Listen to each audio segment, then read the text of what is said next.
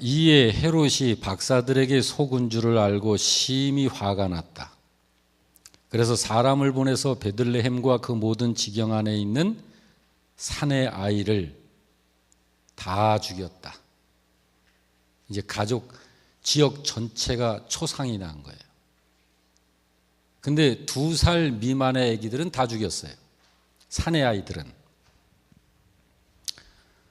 근데 이 사건이 벌어졌는데, 그러면서 이 사건을 이야기하면서 바로 이야기하신 게 뭐예요? 17절에 이에 선지자 예레미야를 통하여 예언해 미리 말씀해 놓으신 그 내용이 있는데 18절에 라마에서 슬퍼하며 크게 통곡하는 소리가 들리니 라고 하면서 라헬이 나와요. 그리고 라헬이 그 자식들을 위해서 애곡을 하는 소리다 라고 말해요. 그러면서 어떤 위로도 위로가 안 되더라, 그 이야기를 하는 거예요. 자, 여러분, 마태복음 1장에는 뭐가 나오죠? 예수님의 족보가 나오죠. 그리고 마태복음 2장에는 예수님의 탄생에 대해서 마태가 소개를 하면서 라헬 이야기를 해요. 여기에 라헬은 굉장히 지금 애통하고 있죠. 라헬이. 근데 이런 상태에 있는 라헬에게 무엇을 하면 위로가 될까요? 라헬에게 위로가 될까요? 안 될까요? 아무리 찾아와서 무얼로 위로를 해도 위로가 안 돼요. 라헬은. 왜? 2 자식들 다 죽었다고 그러잖아요. 그래서 죽은 자식을 때문에 애통하고 있는데 무엇으로 위로가 되겠느냐 이 말이에요. 그런데 여기서 이제 우리가 생각해 봐야 될 건 뭐냐면, 마태가 지금 마태복음 1장 서두부터 무엇에 대해서 기록하고 있는 거죠? 예수님 탄생. 그렇죠? 예수님 탄생에 대해서 이야기를 하면서 왜 라헬 이야기를 하는 걸까요? 마태가 지금 뭔가 착각을 하는 건가요? 네. 오늘의 말씀을 통해서 이 말씀을 바르게 알게 되기를 바랍니다. 네.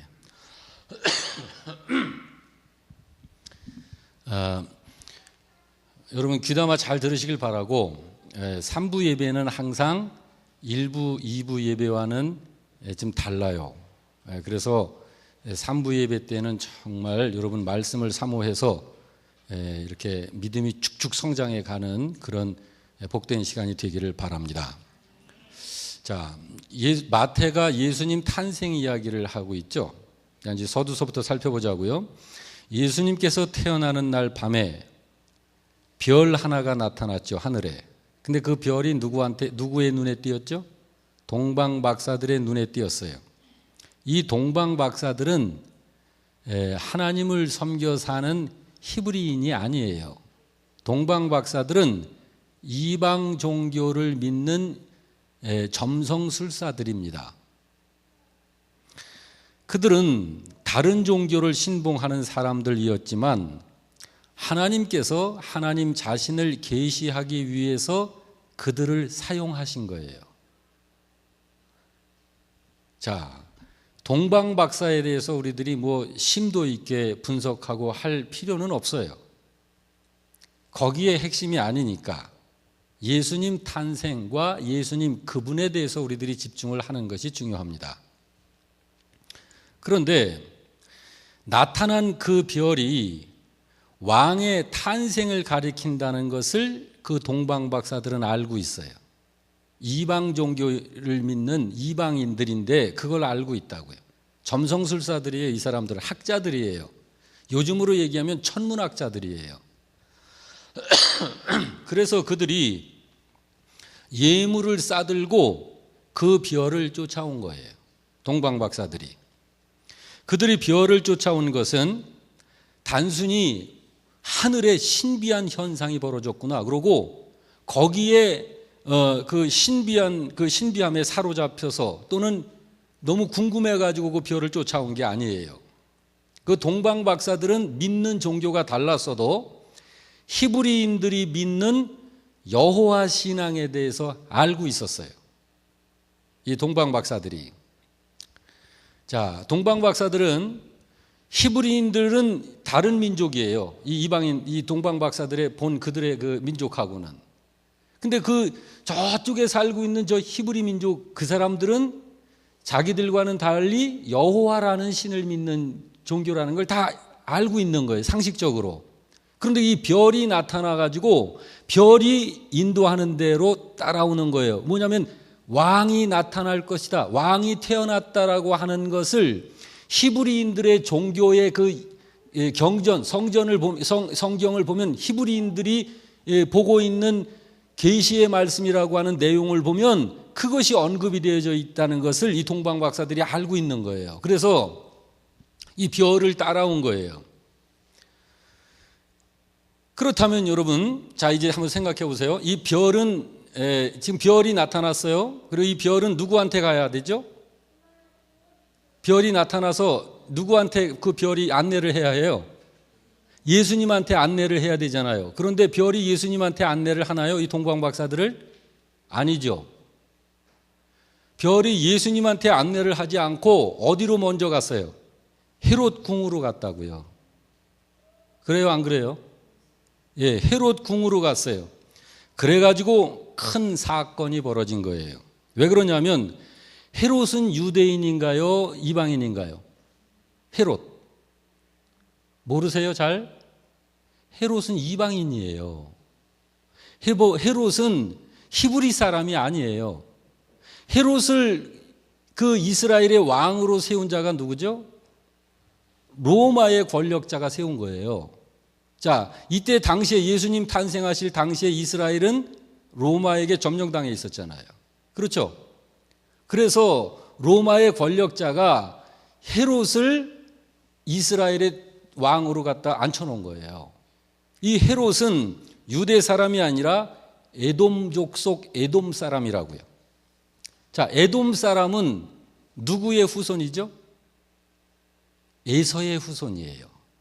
자, 여러분 야곱의 형 이름이 에서라는 거 아시죠? 그 에서의 후손이 에돔 족속이에요. 그 이 헤롯이 그 에돔 족속 사람이라고요. 이방인이었다 그 말이에요. 그러니까 헤롯이 이제 이스라엘의 왕위에 앉았어요. 그 배경에는 로마의 그 통치 권력이 있고요. 그래서 이스라엘의 왕이 되긴 됐는데 헤롯이 늘 불안함이 있었어요. 왜 불안했을까요? 언제 이스라엘 백성들의 쿠데타가 일어날지 모르는 거예요. 그렇죠. 쿠데타가 일어나면 자기는 자기와 가족들은 다 죽임을 당하는 거예요. 네. 그런데 동방 박사가 헤롯 궁으로 찾아와 가지고서 뭐라고 그래요? 유대인의 왕으로 나신 이가 어디 계십니까? 우리가 별을 보고 찾아왔습니다 그러잖아요. 그러니까 헤롯이 깜짝 놀란 거예요. 깜짝 놀래가지고 이스라엘의 왕은 자기 혈통, 헤롯의 혈통을 통해서 자꾸 세워져야 안전한데 그렇지 않고 유대인의 왕이 태어났다라고 하니까 헤롯이 깜짝 놀란 거죠. 자, 이제 이 사건이 이렇게 벌어진 거예요. 그러니까 이제 헤롯은 어떻게 해야 돼요? 자기 왕권을 지키고 자기 목숨, 자기 가족들의 생명을 지키려면 당연히 어떻게 해야 돼요? 태어난 왕을 죽여야죠. 제거해야죠. 자, 이제 이 상황이 벌어진 거예요. 그래서 동방 박사들이 와가지고 헤롯 왕한테 뭐라고 그래요? 유대인의 왕으로 태어난 자가 태어나신 분이 어디 있습니까? 라고 물으니까 깜짝 놀라면서 헤롯이 그 동방 박사들한테 뭐라고 그래요? 동방 박사들한테 그 답을 알려주기 전에 이스라엘 영내에 있는 제사장, 서기관 모든 사람들 다 불러가지고 유대인의 왕이 어디에서 난다고 그러더냐라고 묻잖아요. 그러니까 이 성경학자들이 유대 베들레헴에서 태어난다고 성경에 기록되어 있습니다라고 알려주죠. 그러니까 헤롯이 그 동방 박사들한테 그 사실을 이야기를 해주면서 한마디 더 하죠. 가서 태어난 왕을 찾거든 다시 돌아와서 나한테도 알려다오 그러잖아요. 근데 왜 알려달라고 그러는 거죠? 헤롯의 지금 속셈은 죽이려는 거예요. 그래야 자기 자리를 지키니까. 그래서 이제는 헤롯을 통해서 어쨌든 동방 박사들은 유대인의 왕으로 태어난 분이 유대 베들레헴이라는 것을 이제 알게 됐어요. 그리고 궁에서 나왔는데 나타났던 별이 또 나타나가지고 이제는 그 아기 예수님 탄생하신 곳으로 이끌어 가잖아요. 그래서 그 별을 보고 또 쫓아간다고요. 그래서 이제 비로소 태어난 아기 예수님을 만나고 그 앞에 엎드려 절하고 경배하고 예물을 다 드리죠. 그것이 그렇게 해서 이제 경배를 딱 드리고 일어나서 이제 돌아오는데 당연히 동방 박사들은 왕한테 들은 명령이 있으니까 왕한테 다시 돌아가야 되겠죠.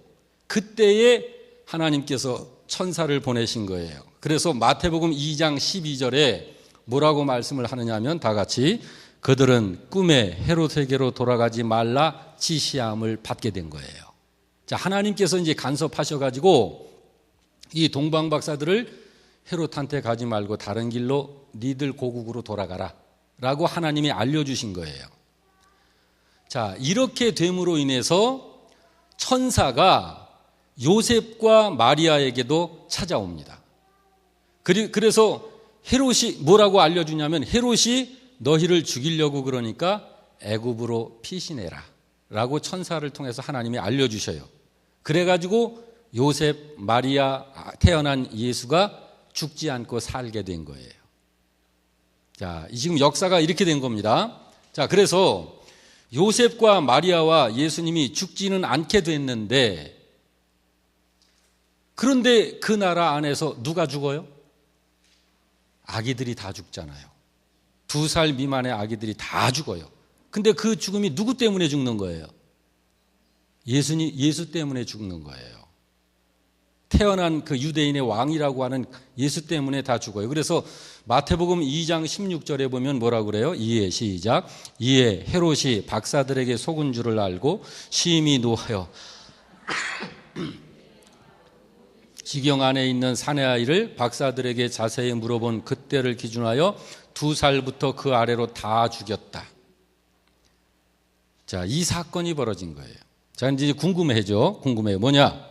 자, 그때 왜 하나님은 그 2살 미만의 아기들을 살려내지 않으시고 다 죽게 하신 걸까라고 하는 거예요. 이해되세요?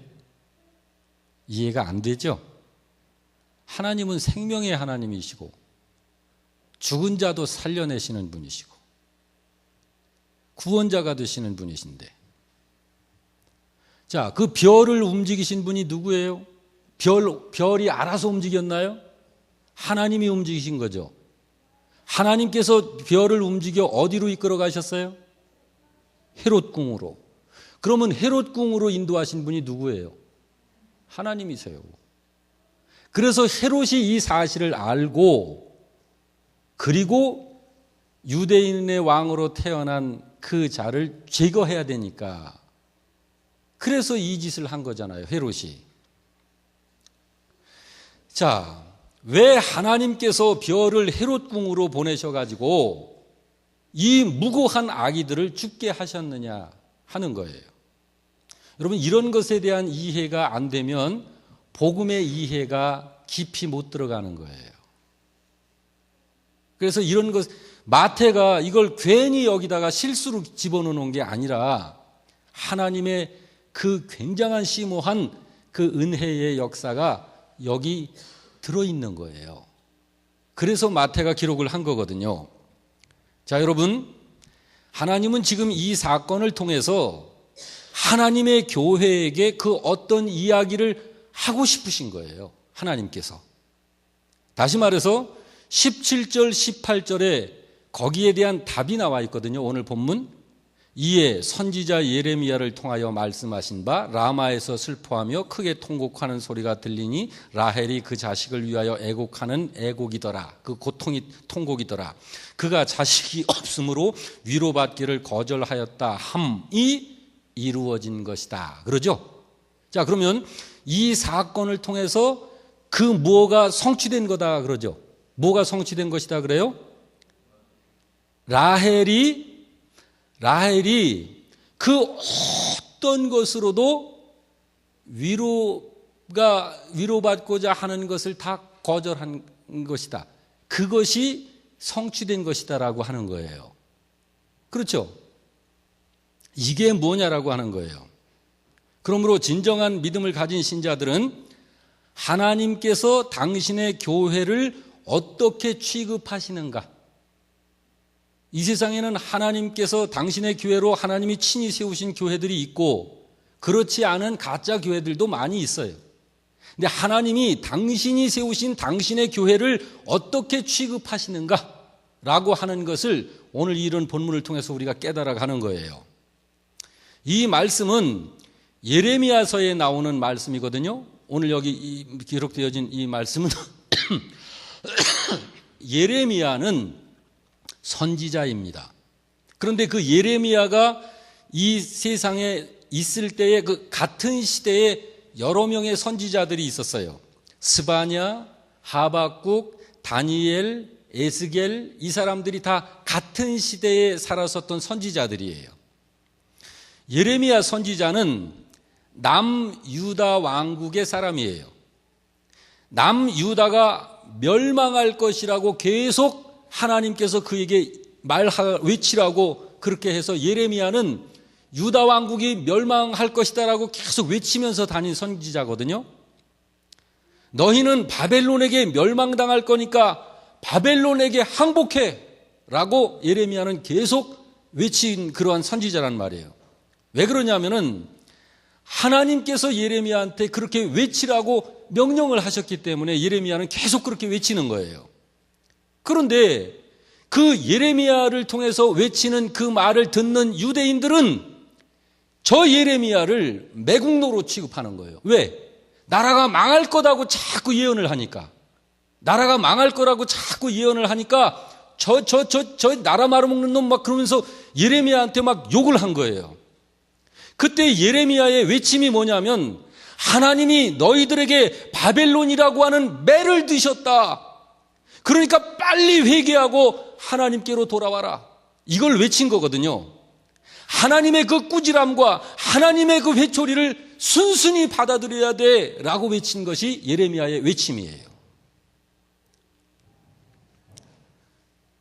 그런데 이 백성들이 예레미야가 그렇게 외치니까 이게 나라가 잘못될 것이다 라고 계속 외치니까 유대인들이 저 예레미야를 나쁜 사람이다, 나쁜 놈이다 라고 그렇게 막 욕을 한 거예요.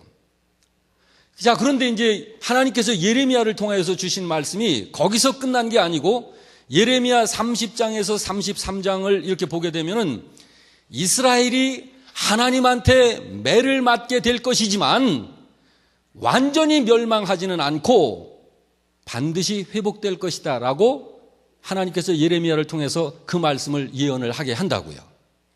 그러니까 오늘 이 마태복음에 인용된 예레미야 31장 15절의 이 말씀은 그 전체 내용을 함축하여 모두 다 담고 있는 내용이에요.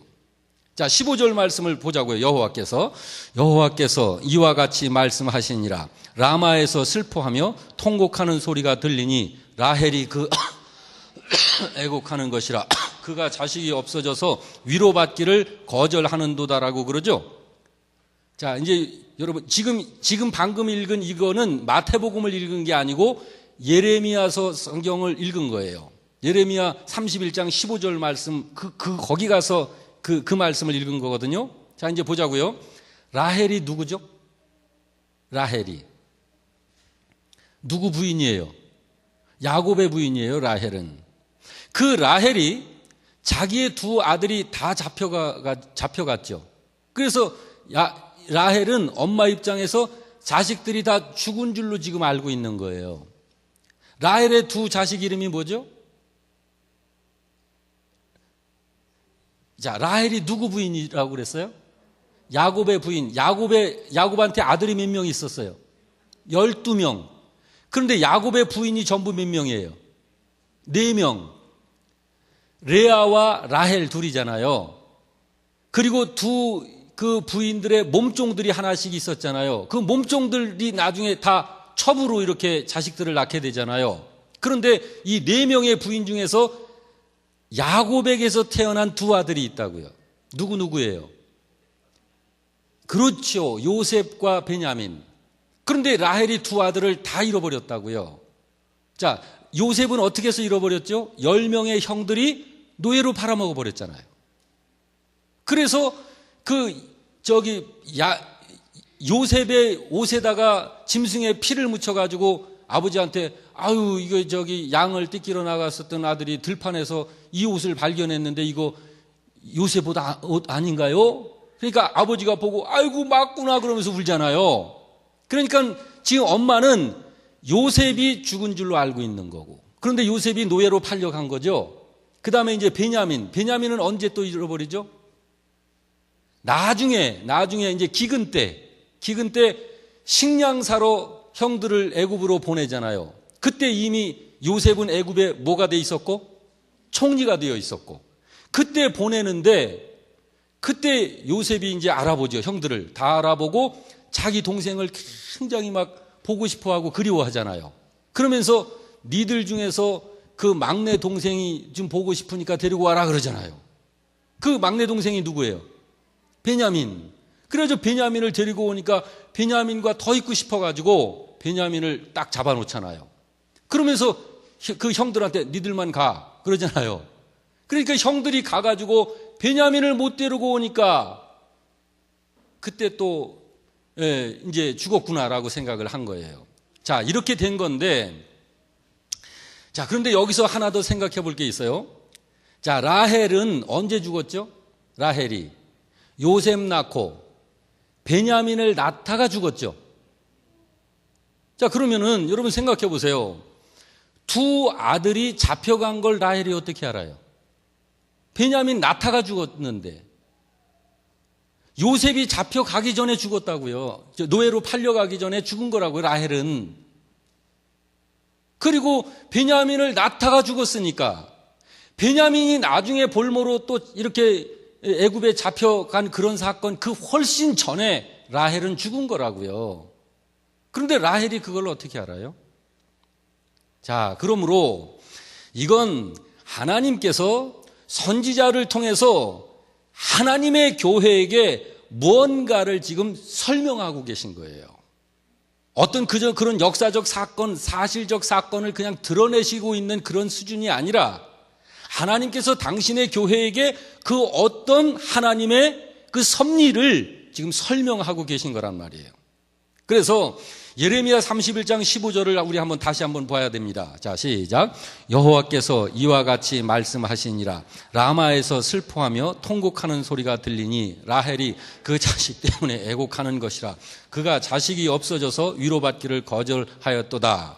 이게 마태가 지금 예레미야 31장 15절 이 말씀을 끌어다가 마태복음을 예수님의 탄생에 대해서 기록을 하면서 인용을 하고 있는 구절이에요. 성경 구절.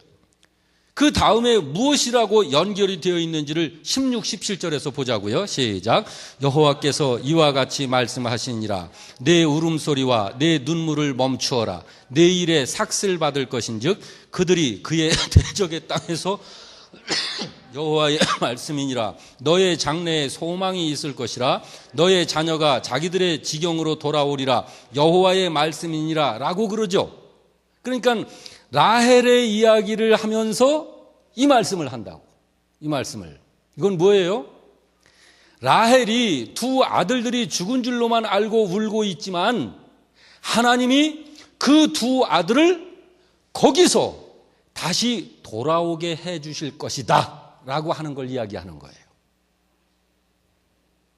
그럼 무슨 말이에요? 이게. 자, 라헬은 벌써 옛날에 죽었고 2 아들에 대해서는 이제 모르고 이제 죽었단 말이에요. 이게 무슨 말이냐면, 자, 지금 예수님이 탄생하시는데 이 예수님 탄생 이야기를 하면서 지금 마태가 라헬 이야기를 하죠. 그러니까 지금 탄생하시는 예수님이 바로 그 일을 하러 오신 분이시다라고 하는 걸 드러내는 거예요. 요거를 좀 더 좀 들으시면은 이게 그 말씀이라고 하는 걸 여러분 이해하실 거예요. 자, 죽어야 할 자들이 살아나게 될 그 복음이 되시는 분, 그 복음의 주체이신 예수께서 이 땅에 내려오셨다, 이 땅을 찾아오셨다라고 하는 것을 마태가 지금 증거하고 있는 거라고요.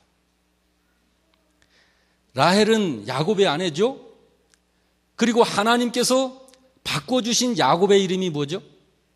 야곱의 이름을 너는 이제는 이렇게 불러라라고 이름 바꿔주시잖아요. 이스라엘로 바꿔주시죠. 그 이스라엘에게 4명의 아내가 있었잖아요. 4명의 아내의 이름, 자, 한번 여러분 기억하시나 모르겠어요. 첫째, 누구?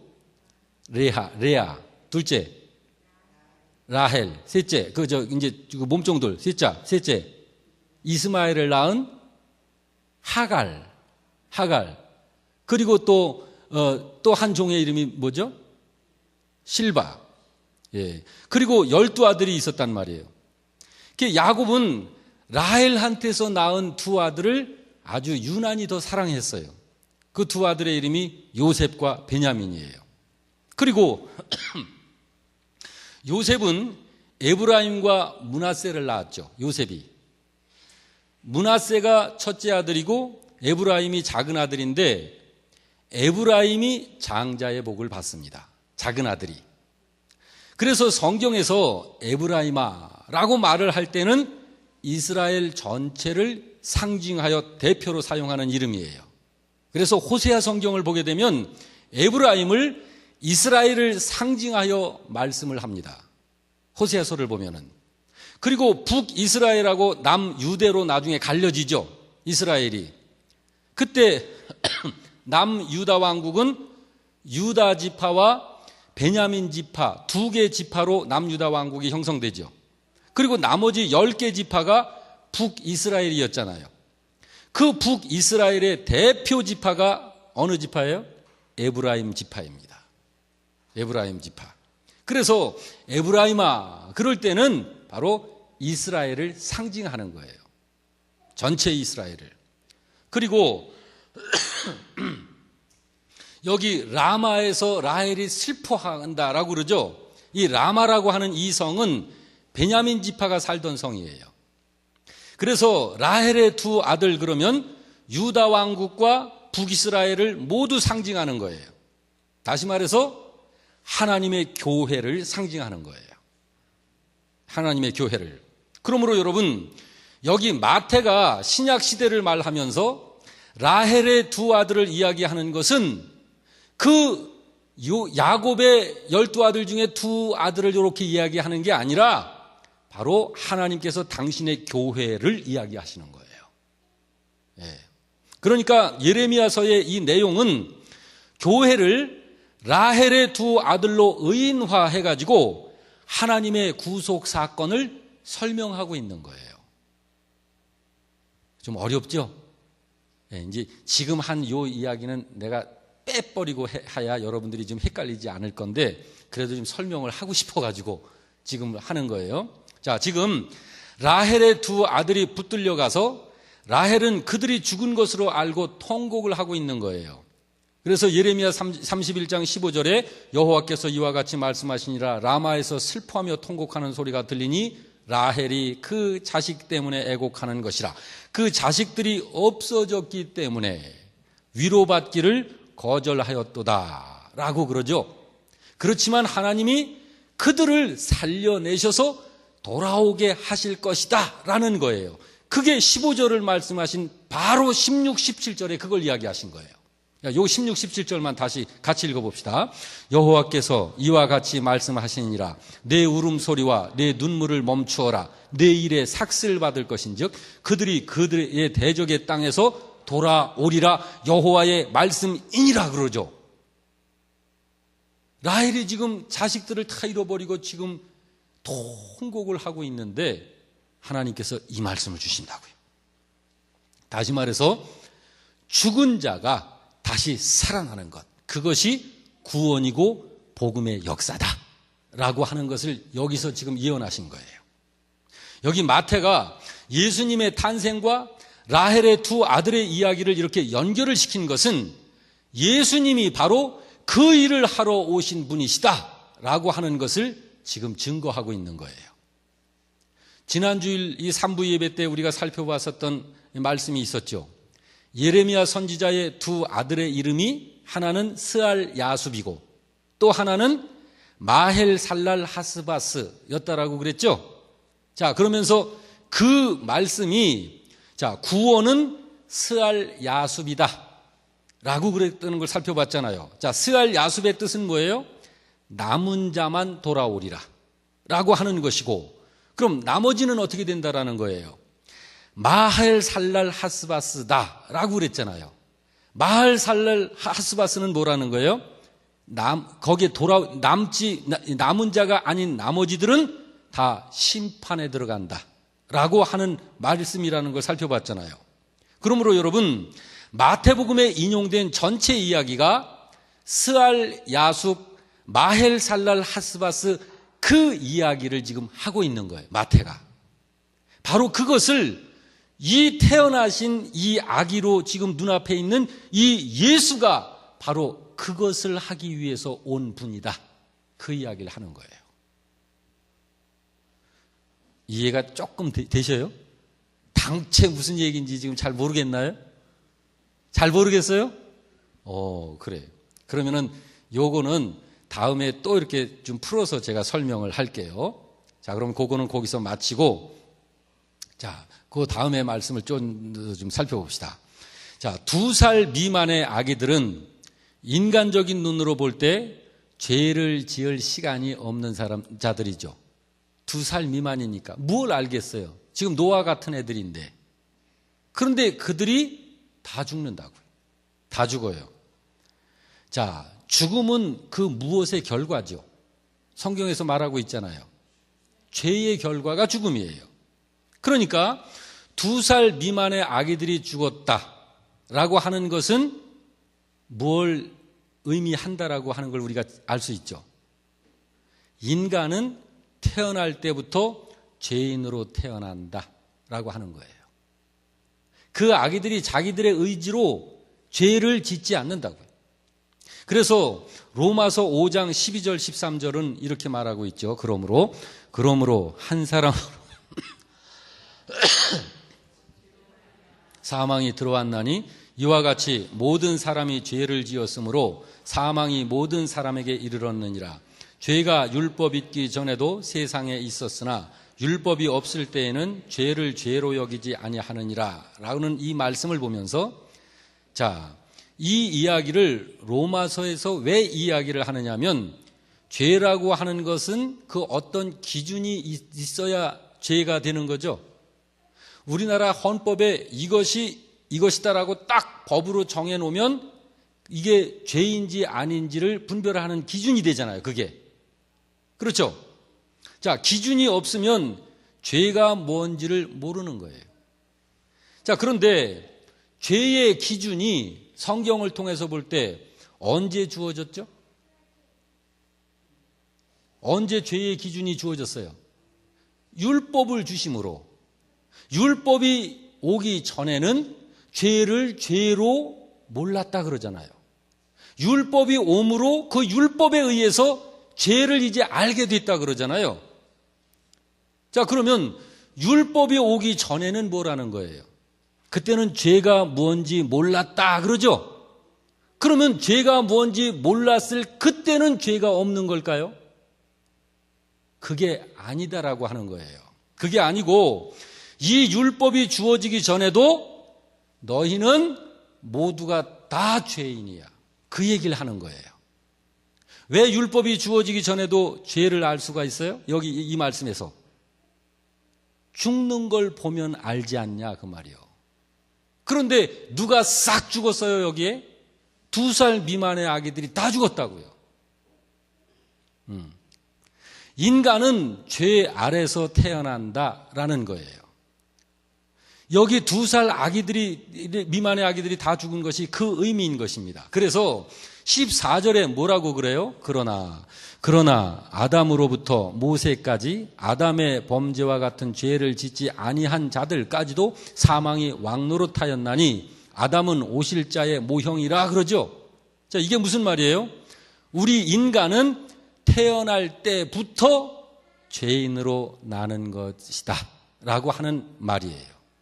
그런데 이 죄가 얼마나 지독한지 하나님께서 그 애굽에서 당신의 백성들을 애굽에서 이끌어내와 하나님이 성경에서는 어떻게 표현을 하냐면 내가 니들을 내 등에 업고서 나왔어. 거기서 마치 독수리가 자기 등에다 새끼를 태워가지고 날아서 나온 것처럼 내가 니들을 업고서 나왔어.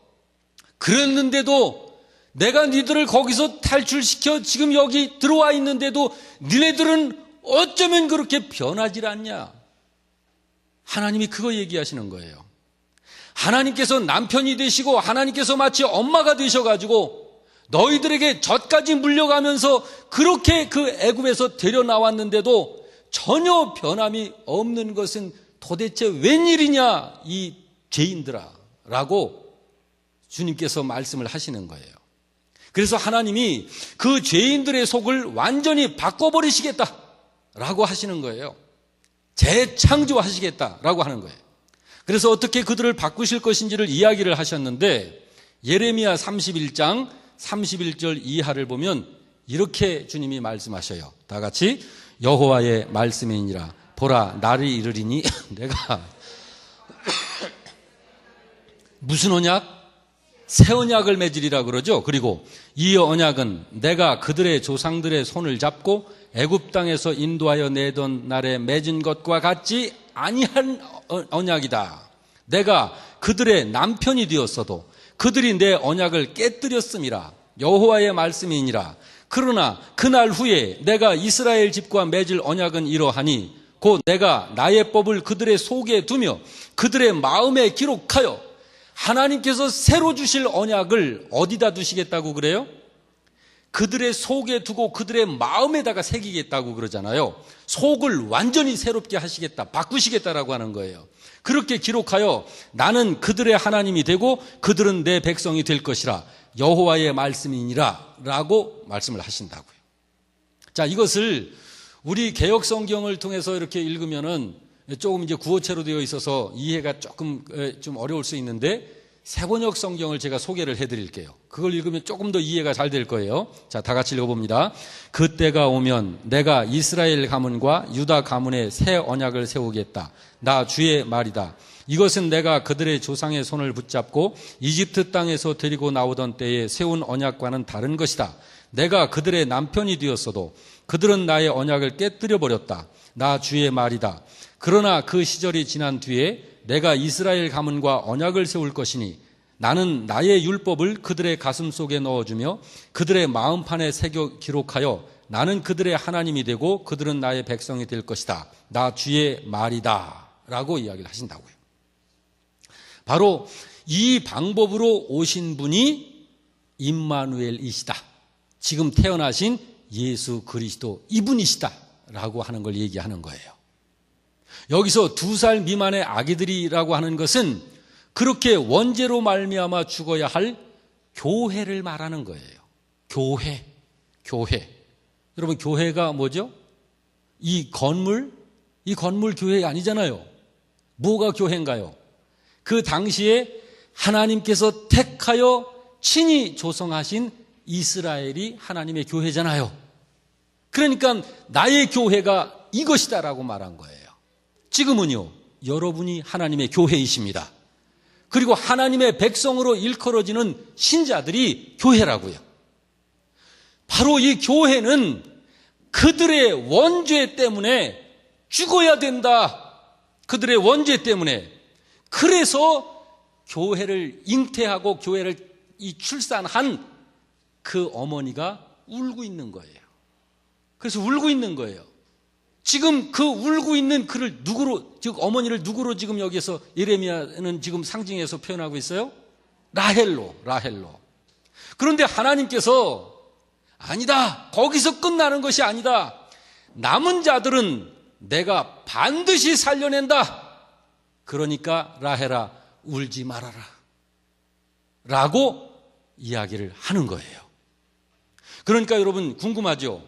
자, 여러분 하나님께서 교회로 택한 것이 누가 택한 거예요? 하나님께서 택하셨잖아요. 그런데 왜 하나님께서 그 교회를 죽이셔요? 하나님이. 자, 교회를 여기서 죽인다라고 하는 것은 하나님께서 교회를 죽인다라고 하는 것이 아니라 그 인간의 절망, 그 죄의 본능, 그 죄의 뿌리, 해결할 수 없는 그런 것들, 죄성에 의해서 그것을 다시 말해서 옛사람, 그것을 하나님께서 죽여버리신다라는 거예요. 그래서 라헬이 지금 울고 있는데 죽인 그 상태에서 위로를 해주겠다라고 하는 거예요. 자, 그런데 여러분 어떻게 위로를 한다고 그래요?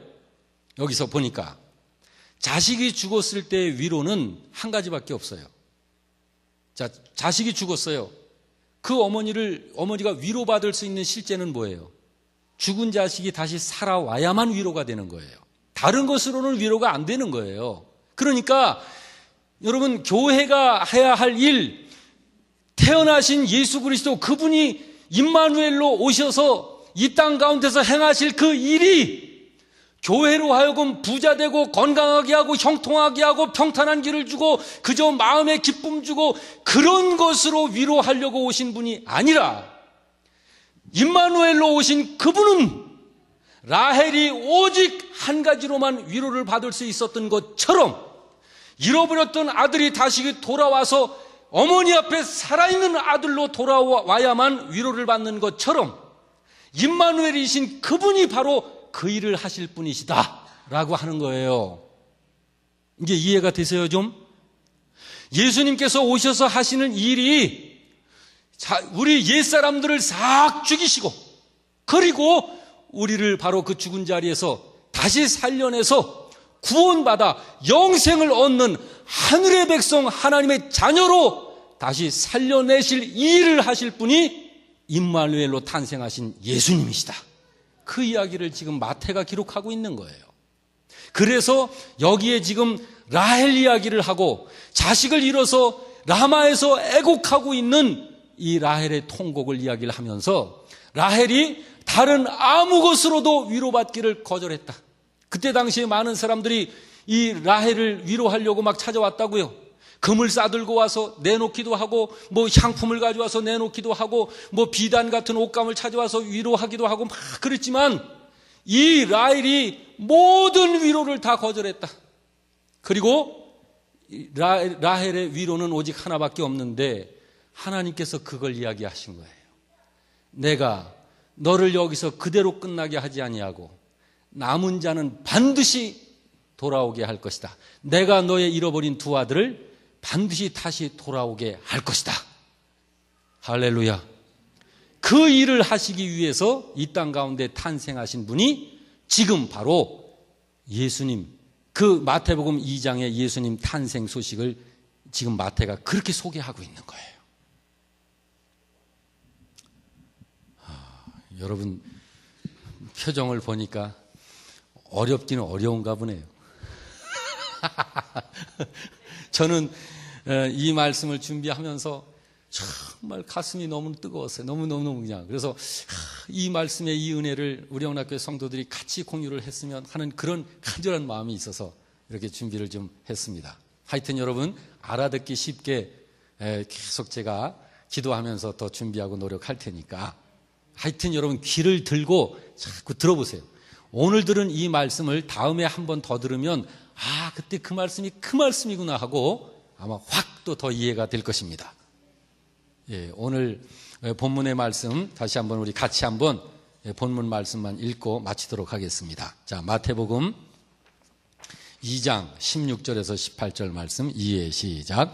이에 헤롯이 박사들에게 속은 줄을 알고 심히 노하여 사람을 보내어 베들레헴과 그 모든 지경 안에 있는 사내 아이를 박사들에게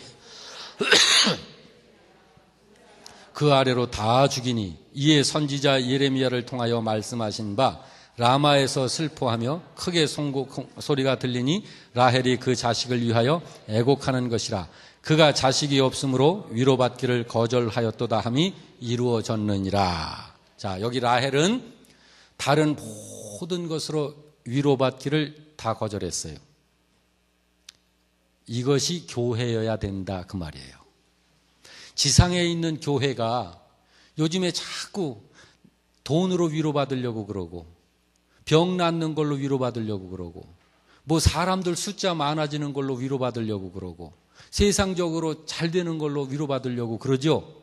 그러나 교회는 그런 것으로서 위로가 되어지는 곳이 아니다 그 얘기예요. 교회는 바로 예수 그리스도 그분 한 분으로만 위로가 되는 것이다. 예수 그리스도 그분이 무슨 일을 하실 분이신데요? 죽은 자를 다시 살려내어 돌아오게 하실 분이시다. 교회의 위로는 생명에 있는 것이지 이 세상의 물리적인 것으로 위로가 되는 것이 아니다라고 하는 걸 성경이 밝히고 있는 거예요. 할렐루야. 이 복음이 여러분의 가슴 속에 일단 참으로 은혜로 들어가기를 주의 이름으로 축원합니다. 아멘.